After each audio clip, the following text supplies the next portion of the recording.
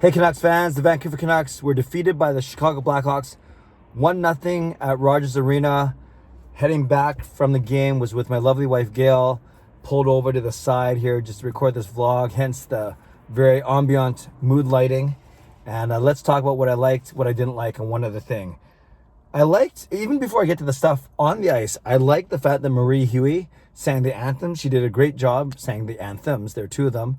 And she did a wonderful job as always, and ties into my other non-game what I liked. I liked our seats. Thanks to C Edits, who actually I was supposed to go to the game with her, but she couldn't end up going. So she said, take Gail. So I did. So Gail and I went.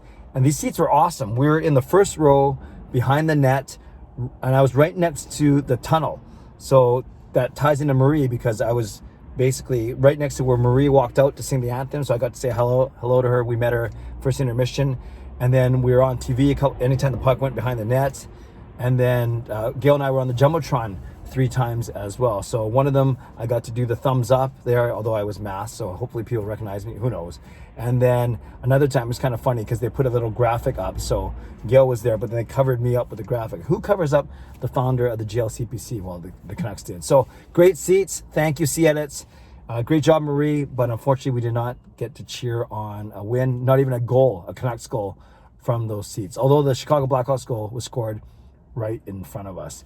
For the actual play, the Canucks did some things well. Their effort was good.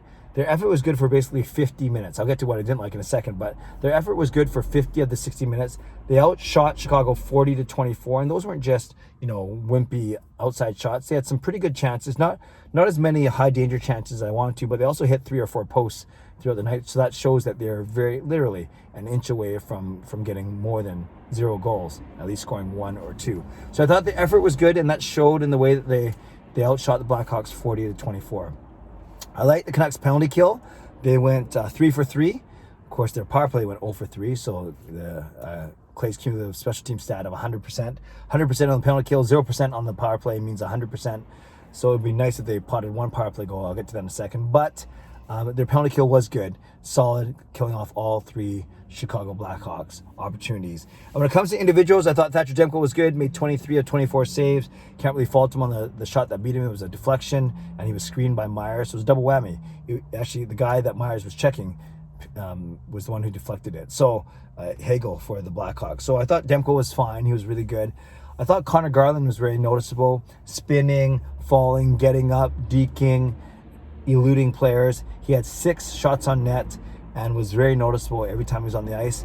And speaking of Garland, there was one line of Garland, Pettersson, and Podkolzin that Green put together at the end of the first, and then at the end of the second. And I think it was at the end of the second. Yeah, it was because it was right in front of us. It was at the end of the second. They put together a really nice shift, dominating. They just did not finish off with a goal. So we'll see if Travis Green goes back to that for their next game, which is on the road. Thought PD had a decent game. He had 5 shots on net. He looked more dangerous, slightly tentative still, but less tentative than before. And I truly think it's a matter of time. He had a good chance tonight right in front of us. I think it's a matter of time before he gets going. So I like Garland's game. I like Pettersson's game. I thought Ekman Larsson was solid on the blue line. I thought Hamonic was good. I thought Hughes had his moments. I thought JT Miller was good. So those are some of the individual performances I liked. Okay, what I didn't like. I didn't like the fact that the Canucks went 0 for 3 on the power play. Obviously if they score 1 there, that makes a big difference. Having said that, it wasn't like the power play was really bad. Sure, they didn't score, but they actually had some decent chances on the power play tonight. But still, on the stat sheet, it says 0 for 3. I didn't like the fact that the Canucks kind of went to sleep for the first 7 or 8 minutes of the third period, and they paid for it. That was the only time that there was a goal scored by Chicago. But other than that, the Canucks played a pretty good 52 minutes of hockey, but just that bad start to that third period. And like I said, that's when Chicago ended up scoring. Do I want to see more urgency either on the power play or when they were down a bit?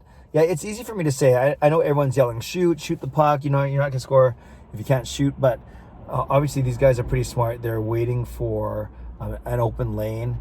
And because if a Chicago Blackhawks forward or defenseman blocks it and then the shooter might be out of position, and now you have a Chicago Blackhawks has an open look at the empty net. But, you know, others say just shoot the puck, make them pay for blocking it so they don't try and shoot, so, you know, they don't try and block it in the future.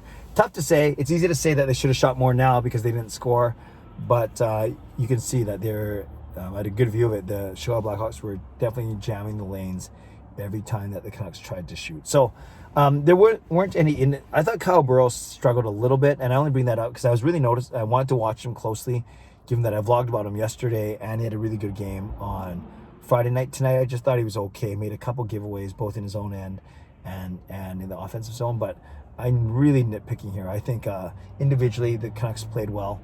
I think it was their power play, and it was their slow start to the third period that ended up doing them in. One other thing, okay, this one I was thinking about, and I was listening to the post game as we were driving home. Even if the Canucks are playing well, even if their effort is good, even if they think they should be doing better, getting better results, bottom line is they're still losing. So remember, this was supposed to be an important homestand. Well, they went 1-2. They lost to Colorado, they beat Winnipeg, but then they lost to Chicago, a team arguably that they should beat.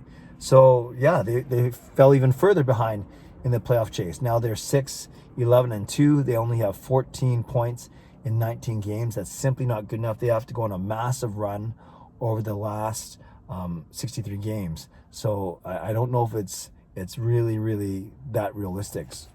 So I didn't hear as many fire betting chants as I did on Friday night, but still, you know, there's got to be that thought out there where, again, remember I keep going back to the fact that they're hoping for a big homestand, evaluate after the homestand. Well, now they can evaluate, and they're even further behind in the playoff race. Does that mean a change in GM and betting? Does that mean a change in coaching, even though the players like Travis Green, and even though the effort is there, the results aren't there? So, and this is a results-driven business, so that's something they got to look at as well. So I'd love to know your thoughts. Do you think that compared now to a week ago, are they closer to firing or making a move, Benning or Green? Are they further away, or do you think it's about the same old, they're in about the same spot right now? And tell me what you liked, tell me what you didn't like, and tell me one other thing. I'll be doing my live stream at 10 p.m. tonight, so I hope you join me in a couple hours. And we'll go for an hour or so breaking down this game and talk about whatever you want to talk about. And don't forget, tomorrow night, it's going to be a Zoom chat for franchise, Hall of Fame, and Hero members. That'll be from 8:45 until 9:45. I'll send out that link tomorrow morning, or maybe at the end of tonight. So look for the link in your notifications and on my community tab. Okay, friends, I want to give a shout out to my Hero members: Nucks fan number 29, Justin Credible, Lucas Gates, and Andrew Chang.